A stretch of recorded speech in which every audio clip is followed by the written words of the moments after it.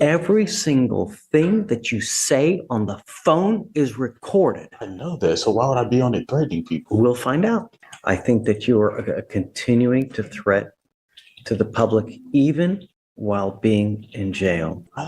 What criminal? I don't want you to say anything. That's okay. We're going to find out because I'm going to have them pull all the records, pull all the phone calls, and we'll listen to everything. Okay, but I can't call nobody. Literally nobody. So what? There's no TV in my tank. There's no nothing. What am I supposed to do? Today's courtroom drama lands a 19-year-old in deeper trouble, not just for multiple aggravated assault charges, but for threatening witnesses while already behind bars. Judge Fleezer isn't playing games. The defendant whines about not having a phone or a TV like it's daycare, not jail. But this case is a brutal reminder.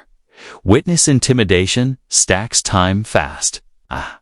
And in this courtroom, childish excuses only dig the hole deeper. It's time to go play Fortnite. Let's go.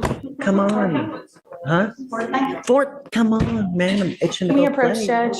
Whatever happened with Mr. Wiggins? Mr. Wiggins has some bond conditions to not speak to a complaining witness in an ag assault with a deadly weapon and an ag assault family member. He then went to jail and called her twice and her mom. I mean, what more can we do? Really? Take the phone away. Oh, yeah, that's a good point. We'll do it now. He also called not only under his own name, but he also called under 3 other inmates' names. Good morning, Mr. Wiggins. What? How's jail? Cool.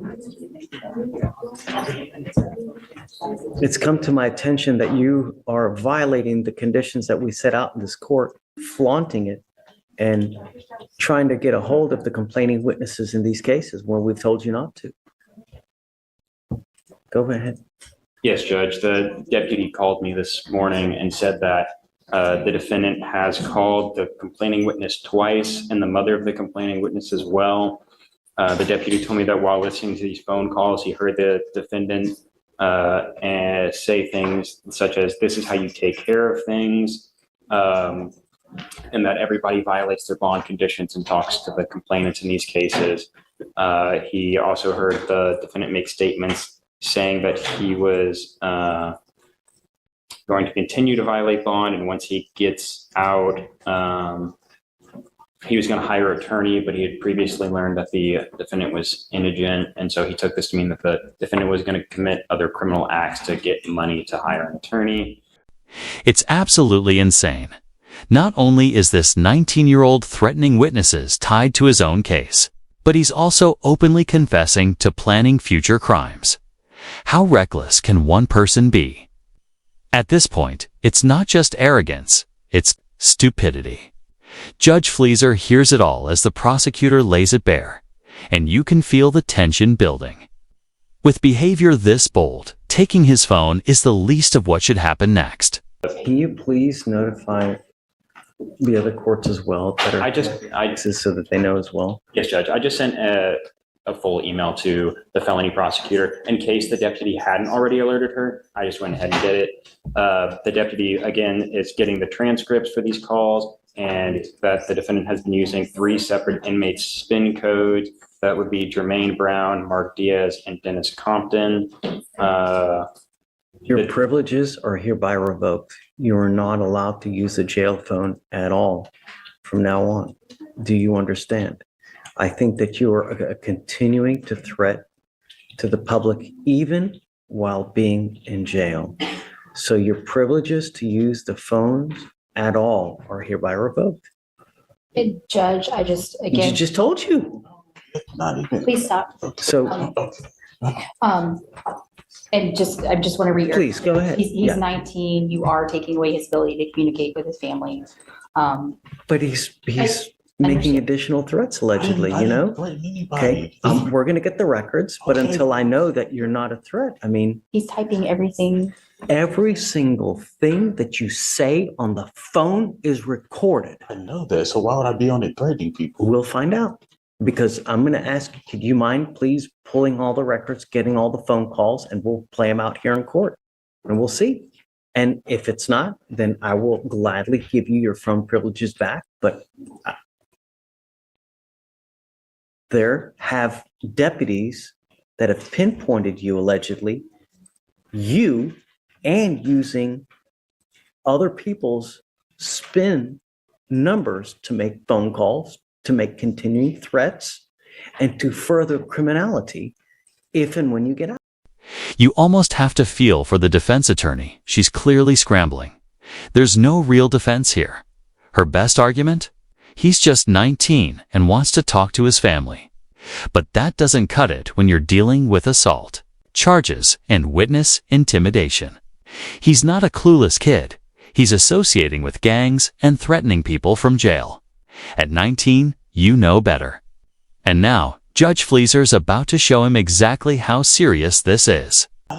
What? Well, I don't want you to say anything. That's okay. We're going to find out because I'm going to have them pull all the records, pull all the phone calls, and we'll listen to everything.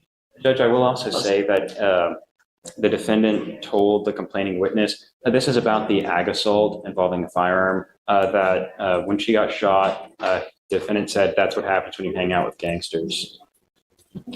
So pull all that stuff, and all that stuff gets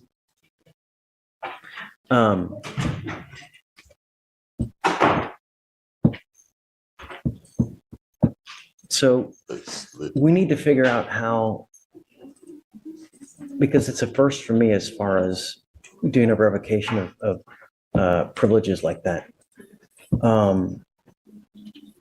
As far as revoking phone privileges for inmates, As far as I know, it has to be through the court order. okay. I need to do whatever I can because it's apparently a problem now. So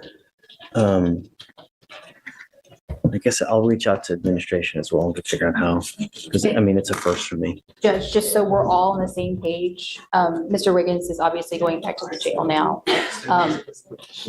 Even before that order is in place, you are instructing him now not to use the phone. So, Oh. So I did do it. That's so stupid. well, we'll get the tapes and Get it? We'll Okay, see. good. Okay, but I can't call nobody. Literally nobody. So what? There's no TV in my tank. There's no nothing. What am I supposed to do? It's jail. What's the point? Read a book. There is no books. I read every book in there. Yes. Okay. I can't trust you to use a phone, Mr. Wiggins. You know what's happening. I have other deputies that have alerted us to what's going on. I can't. That's it. You got to know when you're in the jail, there are eyes all over you. It's like at a casino. You literally have eyes all over you at all times. You got to know that whatever you're doing is always being looked at. Understand that. That's why I wasn't threatening nobody. I didn't say he's any. typing everything and then- that you're saying. Asking them I to pull it. understand he's talking about I'm doing illegal things when I get out to hire a lawyer and all these other things. That's stupid. I never said anything about anything illegal. That's just. So what do you make of this case? Was Judge Fleeser too soft or just out of options? Sure, taking his phone might stop the threats for now, but let's be honest, that doesn't solve the bigger issue. This guy clearly isn't learning. Every move he makes just digs the hole deeper.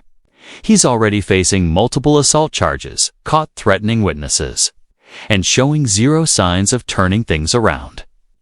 The justice system doesn't play around with crimes like witness intimidation. That alone can tack on serious years. And with the reckless way he's handling himself, it's hard not to see where this is headed.